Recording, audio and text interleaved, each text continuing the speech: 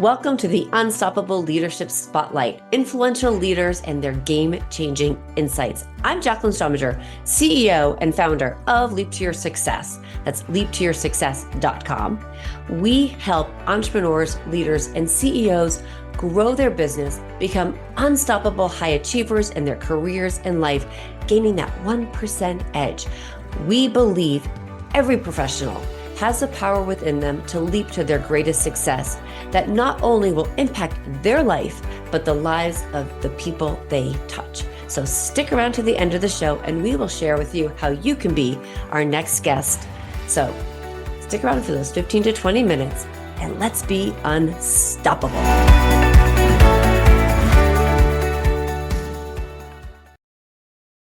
Well, hello, everybody, and welcome to another episode of the Unstoppable Leadership Spotlight podcast. I am your host, Jacqueline Strominger, and we hear from amazing leaders and their game-changing insights to help make you a better leader. And today, I have the absolute pleasure of welcoming on Morag Barrett. I was like messing up your last name, but she's awesome. So Morag has been an amazing and is an amazing leader. She has partnered also with over 15,000 leaders and teams from more than 20 countries, empowering them to develop the skills they need to build trust, foster collaboration, and achieve outstanding results. We all want better results. And as the CEO of the Sky team and the author of 3 award-winning books, her mission is to help executives and teams create cultures of connections that break through the barriers and hold them back. Welcome to the show. This is a topic. So leaders, listeners, you are going to know right now how to create not just a badass team, but a badass team that is going to help you have greater revenue. So welcome. Let's do this. It sounds so exciting. So it's being a leader, particularly today, is very different than it was yesterday. And I feel like I'm thinking about, I just looked at a post from somebody and it was like Skippy peanut butter back in the 60s and 70s to Skippy peanut butter now. Same peanut butter, but different guts on the inside, actually. So I'd love to hear, because you have had great experience. How are you seeing leadership today versus yesterday? Well, that's a great question. And as I think about it, actually, I think the good news is that leadership in of itself hasn't changed. I mean, if you think about each of us, think about why we do what we do. We do it and we go to work, yes, to pay bills. Okay, that's table stakes. We'll take that off the equation. But there are really 3 things that drive me, I guess, drive you, Jacqueline, and drive the people who are watching and listening to this episode. One is we want to do a good job. We want to feel like we're being set up for success, and that we have the tools and equipment needed to do a good job. Nobody gets up in the morning going, oh, can I really mess up today? Okay, so we want to do our best. But we also want to feel like our opinion, our voice matters, that we're not just another cog in the machine, that somebody sees us and cares about us and our success. Which then leads to that third element. Oh, we get balloons. Third element, you see, it's worth celebrating if you're going to do it well. If you're listening, what you couldn't see was that on Zoom, we just got balloons. Yeah. So it's do a good job to feel like that we matter, that our voice is heard. And there go the balloons again. Yeah. And then third is that we belong. That there is a community, that there is a team of people, that there is at least one, in Sky Team parlance, friend at work, an ally that I can turn to if I'm having an off day. And that, I believe, is the same whether you're talking about Skippy peanut butter times in the 60s or here we are today in 2025. Now, what has shifted, though, is the context in which we are leading and participating in the teams that we're working with, because we now have so much more technology at our fingertips. We're working in different ways. We're working in different locations. We're working across time and geography. And that, I think, is where the friction and the rub arises. I think I love what you just said, and it's true. I think, because there is so much technology and there is so much that's being thrown at us, that in some ways, there is that greater friction, that some way we're all supposed to be working smarter, not harder, with all the technology. But in actuality, it not always the case. And as a leader, we have to kind of steer the path, right? And figure out where the people within our fold and our team and the people that we're leading, whether we're the CEO or of 5 or we're the CEO of 5,000, we have to know people's path and what they want. And you might like technology and I might not. So let's kind of figure out how to divide and conquer that, right? But in that same, how do you think a leader can help somebody today, make that happen, really get to know, because there is so much being thrown at us and so much technology and so many things to learn. What's a leader to do to help channel it in the right direction so we're not all feeling, right? So many threads I want to unpick with that.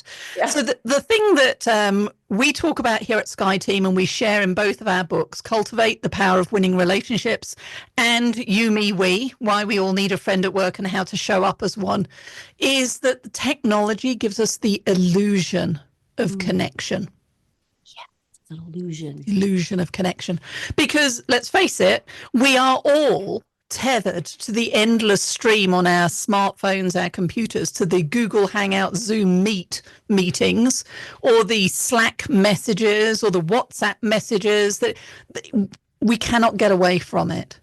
And I'm sure that everybody listening to this conversation can recognize that they have sat through one of those Zoom, Google Hangout Meet meetings, like I have, and fake perkied their way through it.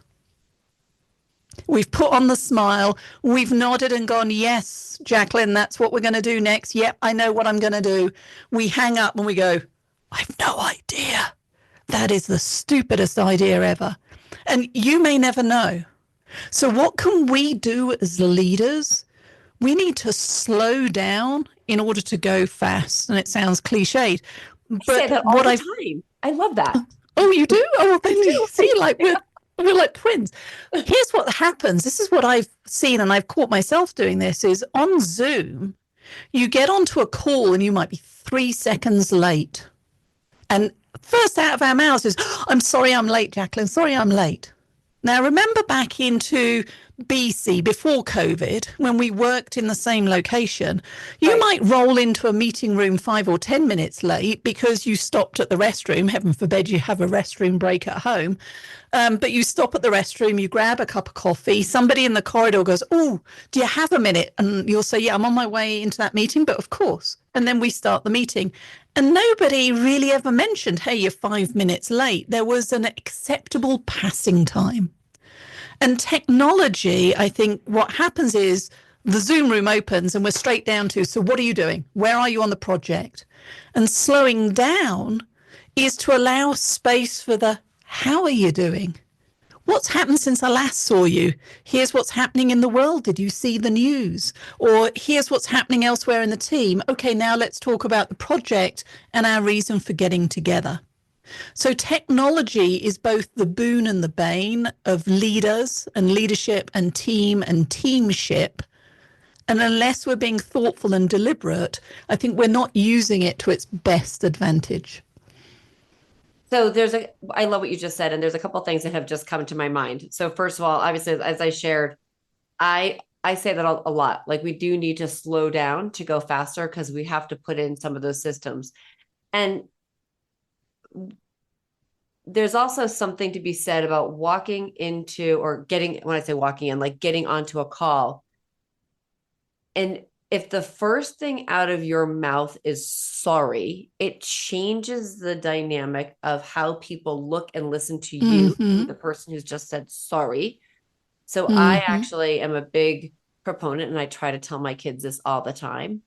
Take the word sorry out of your vocabulary, because we don't use it properly. Like if I walk into the room, if I get into Zoom late and I'm 3 minutes late, sorry, I haven't hurt you. I haven't done anything. So is it the right word? Right. So that's sort of like one thing I always like, let's all take the word sorry and only use it for what we are truly sorry for. Right. Like if I've hurt somebody's feelings. Right. But what you also said about coming on, like right before we got on, we were talking ahead of time. Right.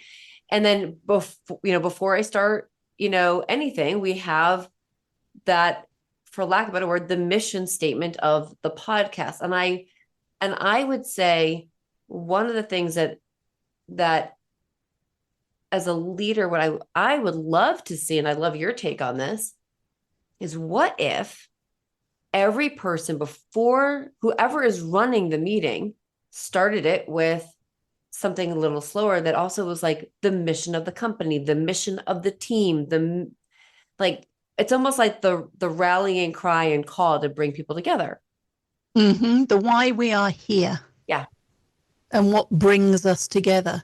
I love that. I mean, if you think back to the 3 things I shared earlier on, the fact that we all want to do a good job and feel like we're contributing to something bigger than ourselves, that we matter and that we belong, that all comes to that human experience. It's not just widget in, widget out.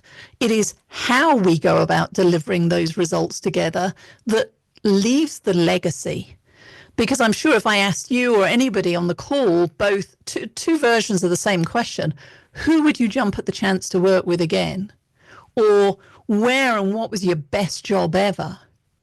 My guess is that the answer to both of those questions are not necessarily rooted in the metrics.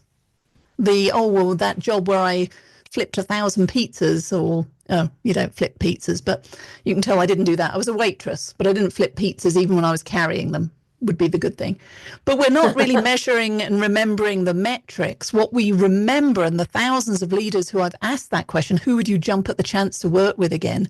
Their memories are all about how the work, or especially how did that person make me feel? Did they inspire me to go the extra mile? Did they take a chance on me and see potential before I saw it in myself? Maybe they gave me the tough feedback that stung in the moment, but helped me to be a better leader for the future going forward. So think about that. We are hardwired as humans to feel first, which is why your suggestion of reconnecting with the why, the purpose, the meaning in the work that we do, can be a powerful way to remind people why we chose to join this organization, join this team, join this project. And then we can focus on, and so what do we need to do to continue to move that forward? Yeah. And listeners, I want you to, when I started this episode, I shared that you will learn something that will help you create an amazing culture that will create greater profits. And what Morag just said is so important. I'm pointing my finger, like the pencil, because people remember how they feel. They remember the leader that helped them be heard and listened to, and also saw the greatness like within the other person and helped them, build that up. When we have leaders who can take somebody, and where you can look at the people that are in your fold and on your team and bring out the best of them, be both positive about where they are, what they're doing, and where they are going, it's going to pay back. Oh, yes, exponential. Excellent. I was working with an executive team of 8 recently, and it was apparently a relatively new team. They'd had some changes in leadership, etc., but it was 8 individuals. And any of us with basic math know that 8 times 1 equals 8. And that's fine. Maybe you're going to meet your quotas if you just do your bit and sit back and allow others to do their bit. But as I pointed out to them, if they can accelerate that journey to high trust, understanding where the friction is and removing it, having the right conversations at the right time, being able to be truth seekers and truth speakers, this is where I get really excited, then you don't just unlock 8 to the power of, or 1. You don't just unlock 8 very smart individual leaders. You get 8 to the power of 8, which is 64. And think about what we could do when you talk about creativity and innovation and speed to market. And let's just face it, having a whole lot of fun, raising the bar and learning together. That's when the magic happens. Mm-hmm. And of course, you can go bigger than that because you've got 8 to the power of 8, which is the leadership team in their own little ivory tower doing their thing. But once you then factor in the teams reporting to them, now you're getting that exponential catalyst. And how do you do that?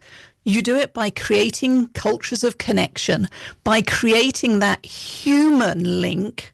And that happens right back to our very first point. When we slow down, it happens in the work, but it also happens in the moments between the work, in the conversations that we have, whether it's, hey, Jacqueline, you don't seem yourself today. Are you okay? Or, hey, Jacqueline, I just want to let you know, I saw what you and your team did last week. Amazing. Keep doing that. Or just stopping and saying, hey, Jacqueline, what do you need from me today in order to help you and your team to succeed?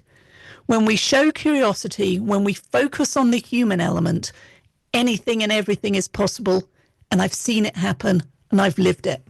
Yeah, it is so true. I get goosebumps thinking, goosebumps. Right? Because it's what makes great companies great and great leaders great, or great teams great, because they bring that out.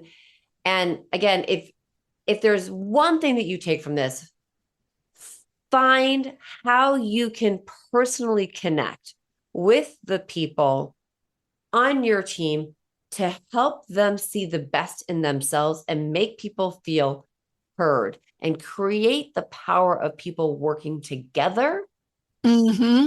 And not this fighting. It's not about, and I love the title of your book, You, Me, We, because it is so true. It's not about you. It's about the team. It's about the we and how we can work together. It is so important.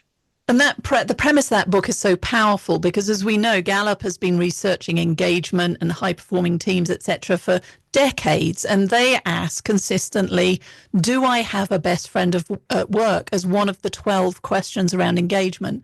And it is an important question because the data clearly shows that if you can answer yes to that question, you are more likely to have a highly engaged team and to deliver those exceptional results.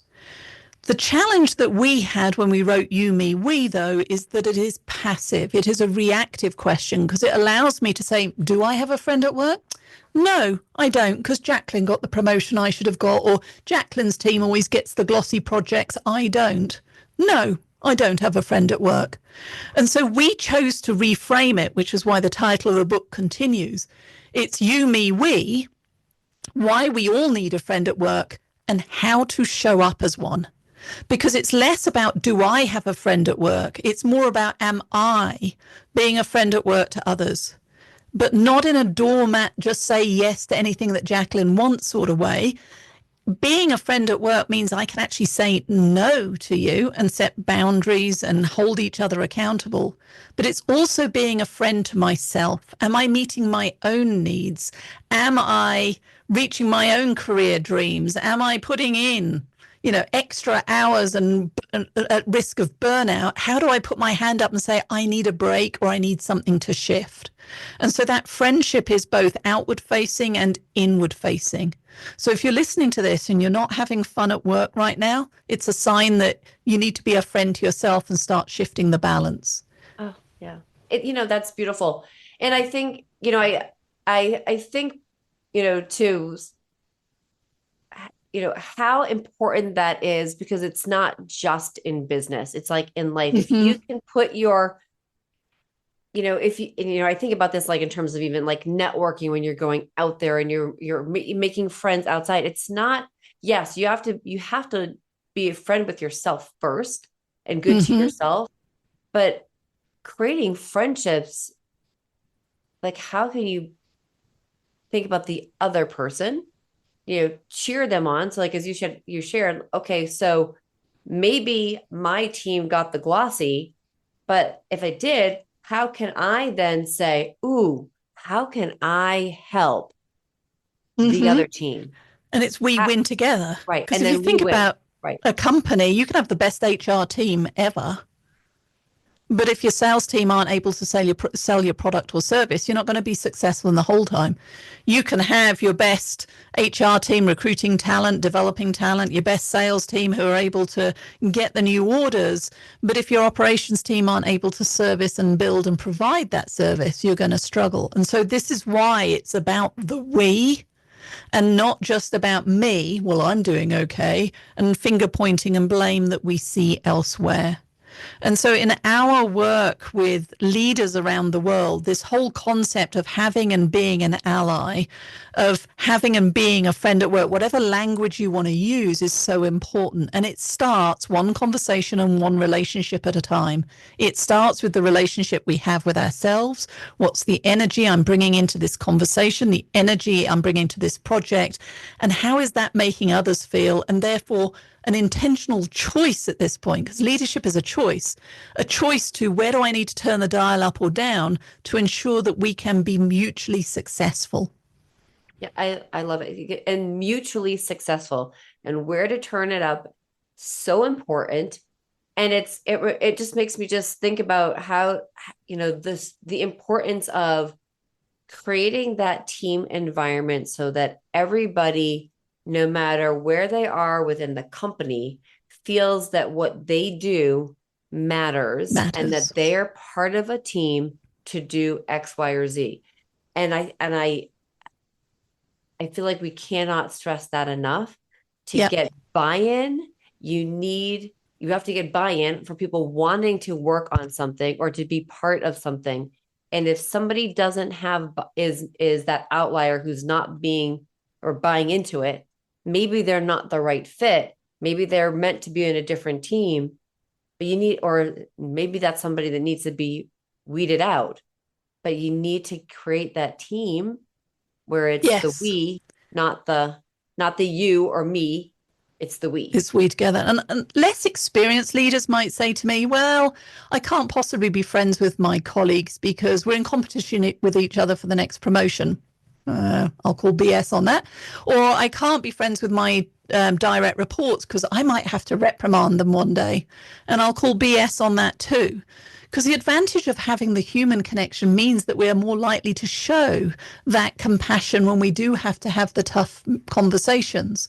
Because let's face it, being a leader, being a team member is easy. Easy Mm-hmm. peasy lemon squeezy when things are going well. The true test of leadership is what happens when the project's going off the rails, or where your budget gets slashed, or somebody goes sick and we have to carry that load until they come back. How do we navigate those tough days? And that's when we'd better know who we can turn to versus finding ourselves isolated and alone. And that's why this is so important. Right.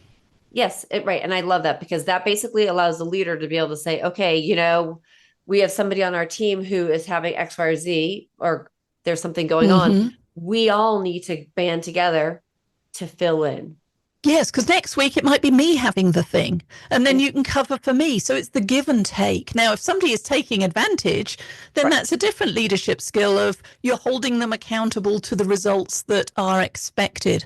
So being an ally, being a friend at work doesn't mean we go soft. It doesn't mean we lower the standards. It doesn't mean that we start sandbagging ourselves or others. In fact, it allows us to raise the standards because everybody's on the same page and there is transparency and clarity around those expectations. Yeah, I love that. I absolutely love it.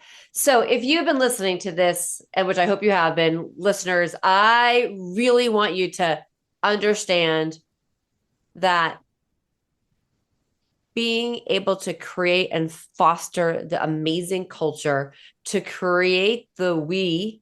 It's, grab the books, take a listen, and be a great leader who creates a team environment where we're supporting everybody and they're being heard. And yes, get to know the people in your tribe. We're not asking you to, sleep with them, but we are asking you to be friends with them. Yeah, let's be clear. You don't have to take me home to meet your mother. This is in an HR appropriate way, but get to know the journey, the life journey, the lived experience behind the job title. And I'll use myself as an example. You've all now been introduced to me, Morag Barrett, CEO of Sky Team, author of 3 books, and a leadership development keynote speaker. All right. Now, if you leave it at that, you're going to miss the richness that comes from 15 years in commercial finance. The fact that I am originally from the UK, maybe you've heard that in the accent, but now living in America. I have worked with leaders from 20 countries. I'm the mother of 3 6-foot boys. There is so much that goes behind the snapshot that you may be seeing today. Think about the richness that you could uncover, but also the richness that you could share from your own journey that brings those connections and those points of intersection closer together with the people who work with and around you. Right. I love that. So how can people find you and connect with you on, how do they do that?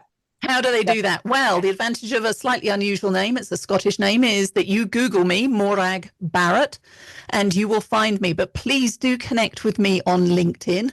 You can check out our work at Sky Team, SKYE team.com.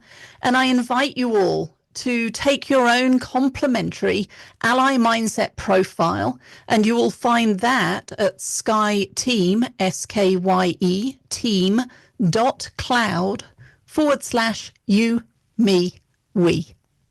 Awesome. Okay. So listeners, please connect, go to the website, go to the Sky Team website, look for all the links, make the connections, go onto LinkedIn. And I just want to thank everybody for listening. This is the Unstoppable Leadership Spotlight podcast. I am your host, Jacqueline Strominger, and I want to thank you again all for listening. If you have found goodness and great insights in this episode, number 1, hit subscribe. Number 2, share this with another leader, because if we can create great leaders, we will have the most amazing and unstoppable people out there. Again, thank you for listening and have an amazing day.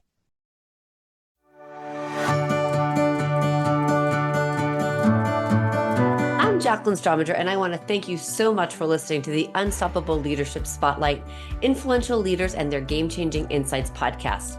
If you are a successful CEO, entrepreneur, or leader in your industry, and you have insights you would like to share, we want you to be a guest on this program. So please visit go.leaptoyoursuccess.com/podcast. And if you have gotten something out of this interview and you'd like to share the episode on social media, just go ahead and take a screenshot with your phone and text it to a friend or post it on socials.